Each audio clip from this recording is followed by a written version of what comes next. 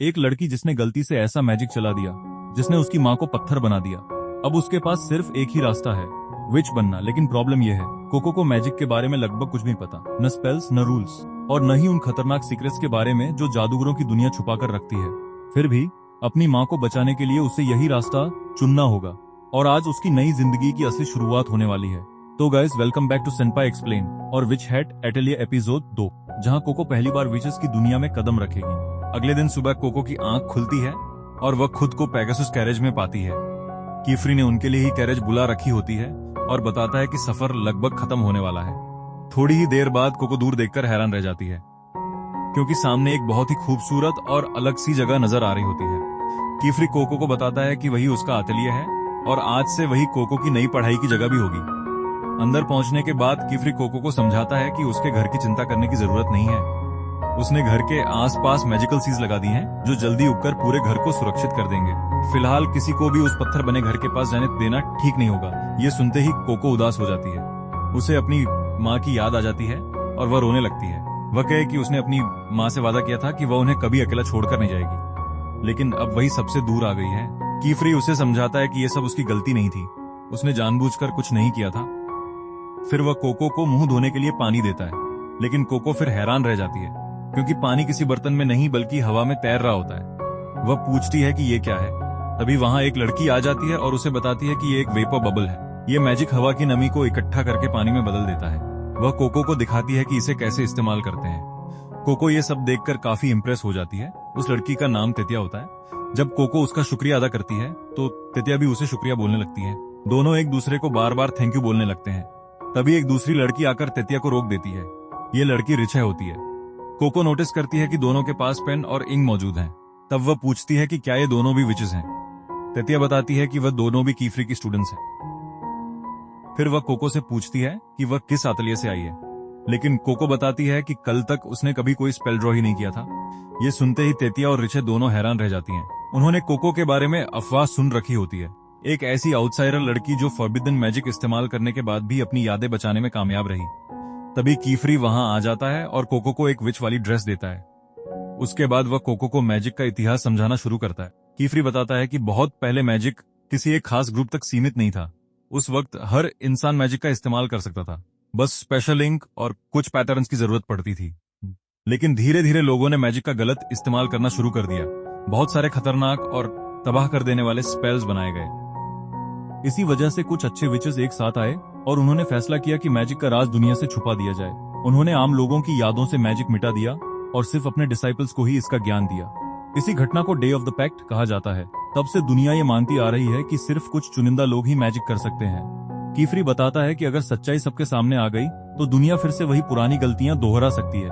Cocoa फिर पूछती है कि फॉरबिडन मैजिक आखिर होता क्या है। कीफ्री बताता है कि पुरबुद्ध के दौरान जो डेंजरस स्पेल्स बनाए गए थे उन्हें ही फॉरबिडन मैजिक कहा जाता है। ये ऐसे स्पेल्स हैं जो इंसानों को नुकसान पहुंचा सकते हैं।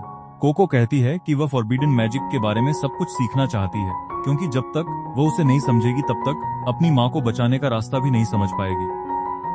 कीफ्री उसे एक और जगह ले जाता है। वहाँ वह समझाता है कि किसी भी इंसान के शरीर पर सीधा मैजिक करना सख्त मना है। चाहे किसी का रूप बदलना हो, उम्र बदलनी हो, किसी के इमोशंस कंट्रोल करने हो या किसी को नुकसान पहुंचाना हो, ये सब फॉरबिडन है। सिर्फ मेमोरी इरेज करना ही एक एक्सेप्शन है।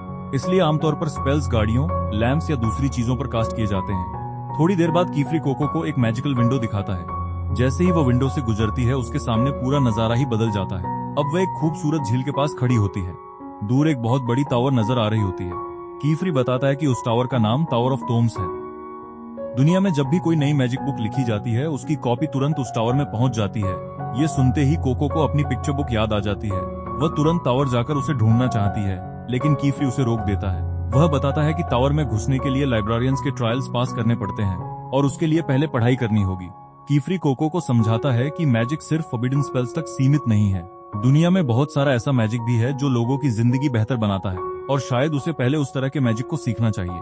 ये सुनकर कोको तैयार हो जाती है। उसके बाद कीफ्री उसे उसका रूम दिखाता है। वहीं उसकी मुलाकात उसकी नई रूममेट एगोत से होने वाली होती है।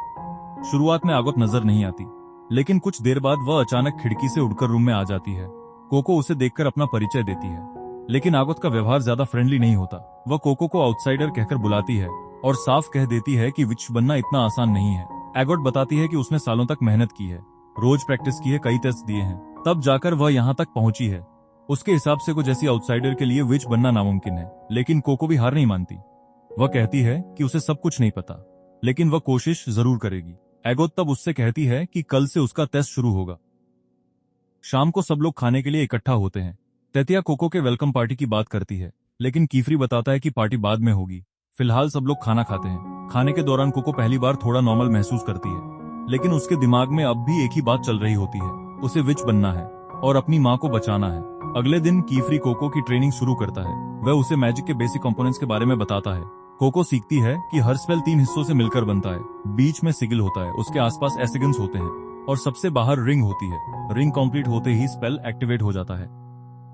कोको पूरी मेहनत से सब कुछ याद करने की कोशिश करती है। उसके बाद वह अपना पहला स्पेल ड्रॉ करना शुरू करती है, लेकिन उसकी ड्राइंग काफी खराब बन जाती है। लाइंस टेढ़ी मेढ़ी होती हैं और सर्कल भी पूरा नहीं बनता। कीफरी उसे समझाता है कि शुरुआत में ऐसा होना बिल्कुल नॉर्मल है। वह कोको को उसकी गलतियां दिखाता है और फिर स्पेल कंप्लीट करने के लिए कहता है। जैसे ही कोको स्पेल एक्टिवेट करती है, पानी जोर से बाहर निकल जाता है। कोको घबराकर बार बार माफी मांगने लगती है, लेकिन एगोट बिल्कुल शांत रहती है। वह स्पेल को देखकर तुरंत बता देती है कि गलती कहाँ हुई थी। उसने नोटिस कर लिया था कि एक साइन दूसरों से लंबा था, इसी वजह से पानी एक तरफ ज्यादा प्रेशर के साथ निकला। कीफरी एगोट की ऑब्जर्वेशन की तारीफ करता है और फिर बताता है कि कुछ दिनों के लिए उसे ग्रेट हॉल जाना होगा।